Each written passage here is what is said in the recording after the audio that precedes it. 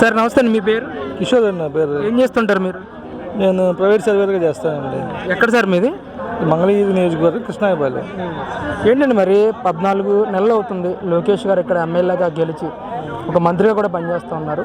ఈయన ఎమ్మెల్యేగా గెలిచిన తర్వాత మీ నియోజకవర్గంలో ఎలాంటి మార్పులు మీరు గమనించారు? డెవలప్మెంట్ పరంగా ఏ విధంగా ముందుకు తీసుకెళ్తా ఉన్నాడు ఈయన? అన్నిటికన్నా ముందు ఒక మాట చెప్పాలి. మార్పు అనేది తెలుగుదేశం పార్టీ కూటమి వచ్చినప్పుడే స్టార్ట్ అయింది. రాష్ట్రంలో ఎప్పుడైతే టీడీపీ పార్టీ అధికారులు వచ్చిన వెంటనే మార్పు ప్రక్షాళన స్టార్ట్ అయింది. దాని ముఖ్య కారణం లోకేష్ గారే. లోకేష్ గారు తన నియోజకవర్గంలో గత సంవత్సరంలో ఓడిపోయినా కానీ గత టైంలో 1,00,000 మెజారిటీతో దాదాపుగా మంగళగిరిలో నేనున్నాను అని ప్రజలకు అండ చూపించి, నేనే మీకు ఉన్నాను, మీకు చేయగలను, నేనైనా చేస్తానని నమ్మకం కలిగించి ప్రజలకి, మంగళగిరి నియోజకవర్గ ప్రజలకి కలిగించి 1,00,000 మెజారిటీ ఇచ్చారు, కలిగించినందుకు. దానికి తగ్గట్టుగానే నమ్మకాన్ని పోగొట్టుకోకుండా తన కుటుంబం లెక్క నాతో సహా మంగళగిరి నియోజకవర్గ ప్రతి ఒక్కరిని పేరు పేరున ఆయన నోటీస్ చేస్తాడు. ఆయనకి వీళ్ళు తెలియదంటూ ఏది లేదు. ఏ సమస్యలు ఉన్నాయి, ఎవరికి ఏ సమస్యలు ఉన్నాయి అని మొత్తం ఆయనకి తెలుసు. దాని ప్రకారం అన్నీ చేసుకుంటూ వస్తున్నాడు. ఈ మంగళగిరి ఉన్న ప్రతి ఒక్క నియోజకవర్గాన్ని కూడా ఆయన మంగళగిరి నియోజకవర్గంలో ఆయన చూస్తున్నాడు, కానీ తేడాగా చోట్ల ఏ నియోజకవర్గాన్ని పర్యవేక్షణ చేస్తూనే ఉన్నాడు.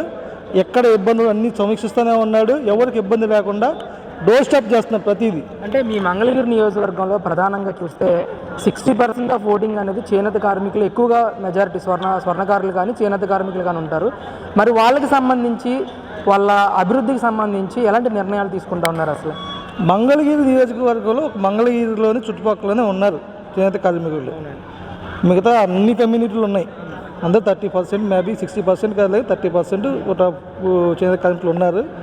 అట్ట అని చెప్పేసి వాళ్ళు ఎక్కువ వీళ్ళు తక్కువ అని చెప్పి ఎవ్వరికి లేదు లోకేష్ గారికి. అందరూ ఒకటే. అందరికి అందాల్సిన ఫలాలు ప్రతి ఒక్కరికి అందాల్సిందే. అందరూ బాగుండాలి. పూర్ టు రిచ్ ఈ ప్రోగ్రెస్ 3-4 మొత్తం పాటిస్తూ ఎవరికైనా మొత్తం చూసుకుంటూ చేస్తున్నారు. చేనేత కార్మికులకి మొన్న చేయాల్సిన ఇప్పుడు చేస్తున్నారు కదా, దీన్ని బట్టి మీకు ఒక అవగాహన వచ్చి ఉంటుంది. గతంలో కూడా మంగళగిరి పట్టు వస్త్రాలు, చేనేత కార్మికులు చేసిన పట్టు వస్త్రాలకు కూడా మంచి డిమాండ్ రావాలి, అంతర్జాతీయంగా గుర్తింపు పొందాలని చెప్పేసి ఆయన కృషి ఫస్ట్ నుంచి చేస్తూనే ఉన్నాడు ఆయన. అది ఏంటి అసలు లోకేష్ గారు గెలిచిన తర్వాత, అంటే అంతకుముందు ఎలక్షన్కు ముందు ఆయన సీఎం స్థాయి కొడుకు, రేపు గెలిస్తే ప్రజలకు అందుబాటులో ఉండడం అనే పెద్ద ఎత్తున ప్రచారం చేశారు. మరి గెలిచి 14 నెలలు అవుతూ ఉంది కదా, ప్రజలకు అందుబాటులో ఏమైనా ఉంటున్నారా ఇక్కడ మంగళగిరి ప్రజలకి? లోకేష్ గారిని మేము విద్యాశాఖ మంత్రిగా మేము చూడలేదండి. మా సొంత అన్నయ్యలాగా, మా ఇంట్లో మనిషిలాగా చూసుకుంటున్నాం. ఇంతకన్నా మీకు ఏం కావాలి చెప్పండి. మా నియోజకవర్గం మొత్తం అంతే చూసుకుంటున్నారు. అంటే దాదాపు 90,000 పైచీలకు మెజారిటీతో గెలిపించారు. ఏ నమ్మకంతో అయితే గెలిపించారో ఆ నమ్మకాన్ని వమ్ము చేయకుండా పరిపాలన చేస్తున్నాడు లోకేష్ ఇక్కడ. ఫస్ట్ చెప్పాడు, మీ ఇంట్లో ఒకటిగా ఉంటా అన్నాడు. అట్టానే మాకు దగ్గరగా ఉంటున్నాడు, ప్రతి ఇంట్లో దగ్గరగా ఉంటున్నాడు, ప్రతి సమస్యను తీరుస్తున్నాడు.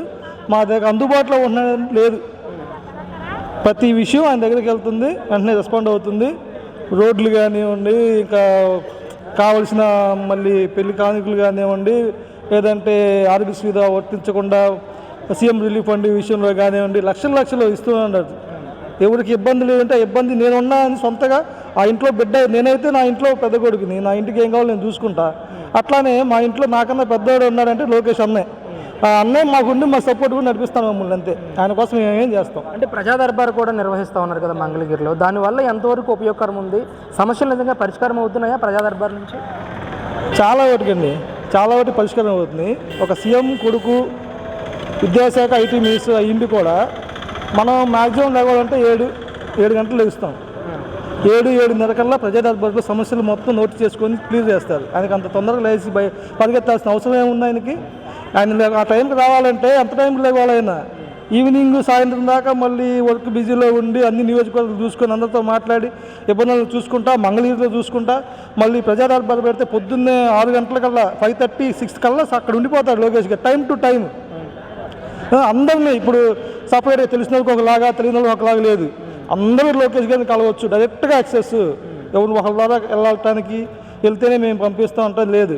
నేను వెళ్తాను ఇంకా వస్తాను, వెళ్ళి కలవండి అంతవరకు. గెలుస్తారంటారు లోకేష్ గారు ఖచ్చితంగా? కంపల్సరీ లోకేష్ గారు ఇక్కడ నుంచి ఓడిపోవడం చరిత్రలో ఉండదు, రాసి పెట్టుకోండి ఇక.